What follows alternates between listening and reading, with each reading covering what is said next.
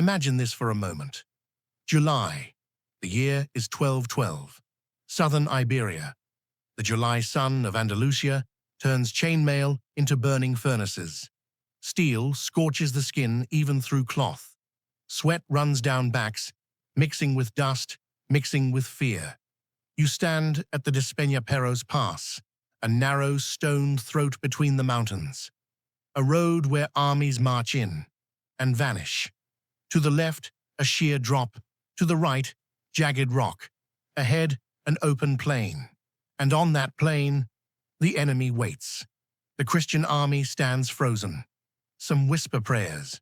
Some cross themselves. Some simply stare forward, unblinking. Because there stands the Almohad army. The horizon has gone black with banners. Thousands of standards ripple like a dark sea. And it feels as if the earth itself trembles beneath the weight of their pride. 20,000 warriors, infantry, cavalry, archers, reserves, men for whom war is a profession, and death, a promise, facing them. Barely 12,000 Christians. But strip away the foot soldiers. Look only at those meant to decide the blow. Around 700 knights. 700 against 20,000. The mathematics of annihilation. A calculation with no victory. Only delayed extinction. Every man here understands this. Every commander knows it. No strategy. No clever maneuver. No faith should be able to change the outcome. And yet they are here. Because if they retreat, Spain will fall. If they lose, the Reconquista will end, and Europe will never be the same. At the head of the Christian host stands Alfonso VIII, King of Castile, a man whose face is carved not by age, but by memory. He has been here before, 17 years earlier, the year 1195, the Battle of Alarcos.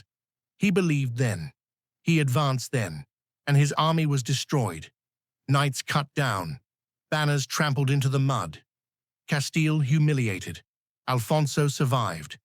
But for a medieval king, survival can be worse than death. He lived with that defeat every day, every night, every time he met the eyes of his nobles. Alarcos became a brand burned into his name. And now, this is his last chance, not merely to win, but to atone. If he fails again, his name will become a curse. His kingdom, a prize. That is why Alfonso does what no one expected. He does not march alone. Castile, Aragon, Navarre, 3 kingdoms that had spent centuries fighting one another, now standing shoulder to shoulder. Peter II of Aragon, hot-blooded, impulsive, a knight to his bones. Sancho VII of Navarre, a giant of a man, called by his contemporaries the Great, and above them all, the shadow of Rome. Pope Innocent III, one of the most powerful pontiffs in history. He declares the war holy. He turns the campaign into a crusade, absolution of sins, the promise of heaven. Men answer the call from across Europe. French knights, volunteers, zealots. But the road kills faster than any sword. Hunger, heat, disease. Many never arrive. Many turn back. Only those ready to die reach the pass. Facing them, Muhammad al-Nasir, Caliph of the Almohads, master of Al-Andalus, young, confident, a man who knows only victory. The Almohads are not merely an army, they are a religious machine, rigid, relentless. Al-Nasir chooses his ground. He seals the passes. He waits. For him, this is not a battle. It is an execution. At the center of his camp stands his pavilion. Around it, the elite guard, warrior slaves, chained together. They cannot retreat. They cannot flee. They can only stand and die. 2 worlds stare at each other through the dust of the pass. One of them must disappear. And as the sun climbs higher, as armor grows hotter, as prayers rise like a low, unending hum, no one yet knows that the outcome will not be decided by an army, but by a path known to almost no one. The Christian army moves forward and walks straight into a trap. The Sierra Morena rises before them like a stone wall. Narrow passes, high ridges, perfect ground for an ambush. The Almohads know this terrain. They have sealed the main roads. They hold the heights. From above, arrows fall like rain, not in volleys, but in constant, grinding fire. Each step forward costs blood. Supply wagons stall. Horses collapse. Water runs low. Men curse. Men pray. Men begin to whisper a word no commander wants to hear. Retreat. This is where armies die. Not in glorious battle, but slowly, through hunger, heat, and despair. The situation begins to resemble another famous pass, Thermopylae, but reversed. There, a few held back the many. Here the many are waiting to crush the few, and the Almohads are patient. Days pass. The sun beats down without mercy. Armor becomes unbearable. Helmets burn the scalp. Morale cracks. French volunteers, crusaders who came for glory, begin to leave. They had imagined charging banners, not dying of thirst, in the rocks. Their departure weakens the army, but it also sharpens it. Only those willing to stand at the edge of extinction remain. Then, from the mountains, comes a man no one expected. A shepherd. His name, according to later chronicles, is Martin al-Hajja, a man of the hills, a man the war has ignored. He knows the land, every ridge, every goat path, every forgotten trail. He approaches the Christian commanders cautiously, not with promises, but with knowledge. There is another, a narrow path, hidden, steep, almost impassable, a route that avoids the main passes, a route the Almohads do not guard, a path that leads behind the enemy. The idea sounds like madness, to move an army through goat trails, to risk losing men, horses, equipment before battle even begins. But the alternative is certain death. Alfonso listens. So do the other kings. There is no council, no debate, only a silent understanding. This is the moment. That night the army turns away from the road. Torches are forbidden. Armor is wrapped in cloth to silence the metal. Commands are whispered. Men climb in darkness. They slip. They fall. Some vanish into the ravines below. Horses panic. Wagons are abandoned. But the column moves, step by step, breath by breath. Above them, only stars. Below them, silence. By dawn, the impossible has happened. The Christian army emerges from the mountains, not broken, not destroyed, but alive. And in front of them, the Almohad camp. The enemy did not expect this direction, did not prepare for this ground. The trap has been bypassed. The mathematics have shifted, not in numbers, but in position. For the first time, the many are surprised, and the few are no longer running out of time. Dawn breaks over Las Navas de Tolosa. The sun rises red through the dust, as if the land itself already knows what is coming. Both armies form for battle. The Almohads assemble first, rank after rank, lines stretching far beyond what the eye can count. Drums beat, deep, steady, a sound meant to crush courage before steel ever meets flesh. The Christian host answers with prayer, not shouted, murmured, a low hum carried on dry morning air. This is not confidence, this is resolve. The first to advance are not kings, they are volunteers, men who know they will not return. French knights, Templars, Hospitallers. They ride forward into a wall of arrows. The sky darkens, horses scream, men fall. Armor rings as shafts strike steel and find flesh. The vanguard is torn apart. They reach the enemy line and vanish. Minutes pass, then silence. The field is littered with bodies, the air thick with dust and the smell of blood. The Almohad line holds. The mathematics reassert themselves. 20,000 still stand. The Christian center hesitates. This is the moment armies break. Alfonso watches. He knows this moment. He has lived it before.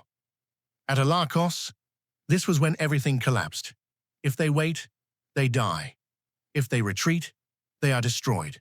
There is only one option left, a suicidal one. Alfonso orders the full attack, not later, not after regrouping. Now, he rides to the front. Beside him, Peter of Aragon, Sancho of Navarre. 3 kings. They do not command from the rear. They lower their visors. They draw their swords. They ride. The signal is given. The horns sound. The Christian cavalry surges forward. A wave of steel and flesh. Hooves thunder. Lances level. The impact is catastrophic. This is not a push, not a measured advance. It is a collision. Lances shatter. Men are thrown from saddles. Horses crash into infantry. Steel screams against steel. There is no formation now, only chaos. Dust blinds. Blood slicks the ground. A man swings, another falls, a third steps over the body without looking. Time loses meaning. Somewhere in the crush, the Almohad center begins to bend. Not break, bend. The pressure is unbearable. The kings push forward, deeper than any commander should go. They are no longer leaders. They are combatants. If they fall, everything falls with them. And still they press on, toward the heart of the enemy, toward the black banners, toward the last line. At the center of the Almohad army stands the final barrier, the Black Guard, elite warriors, slaves since childhood, raised only for war. They are chained together, ankle to ankle, wrist to wrist, not to stop them from fleeing, but to make flight impossible. Behind them rises the Caliph's pavilion, tall, immovable, a symbol of absolute power. This is where the battle slows, where momentum bleeds away. The Christian charge crashes into the chains. Steel meets steel. The sound is different here, heavier, duller, blows land, but the line does not give. Men fight knowing there is no retreat, no mercy, no tomorrow. Horses rear in terror, refusing to charge the wall of bodies. Knights dismount. They fight on foot, sword against axe, shield against spear. The ground becomes a slaughterhouse. The chains tighten as men fall, dragging the living down with the dead. It is horror made mechanical, but pressure does what fear cannot. The Black Guard begins to collapse inward, not routed, crushed, chain by chain, body by body. Then, the impossible. The line breaks. A gap opens, straight toward the pavilion. The sight spreads faster than any command. The Caliph's standard wavers. Muhammad al-Nasir sees it. For the first time, certainty leaves him. He mounts his horse, and he flees. The moment the pavilion empties, the army feels it. The spell is broken. What was discipline becomes panic. What was faith becomes terror. Men drop weapons. They run. Some are cut down. Some vanish into the hills. The greatest army in Iberia disintegrates in minutes. When the dust settles, the field is unrecognizable. Bodies cover the ground. Broken banners lie trampled in blood. The scale of the loss is staggering. Thousands of Almohads lie dead, their power shattered in a single day. The Christian losses are heavy, but survivable. More importantly, they are standing. Las Navas de Tolosa is not just a victory, it is a turning point. After this battle, the Almohad Caliphate never recovers. Its grip on Iberia loosens, then breaks. Cities fall. Territories are reclaimed. Within decades, Muslim power in Spain is reduced to a shadow, confined to the far south. From this moment forward, the shape of Spain begins to emerge, not in peace, not in unity, but in momentum. all of it balanced. On one day, on one decision, on one impossible charge, 700 knights against 20,000. Logic said they should have died. History decided otherwise, because sometimes numbers do not decide fate. Sometimes history turns on belief, on desperation, and on the will to advance when retreat would be safer.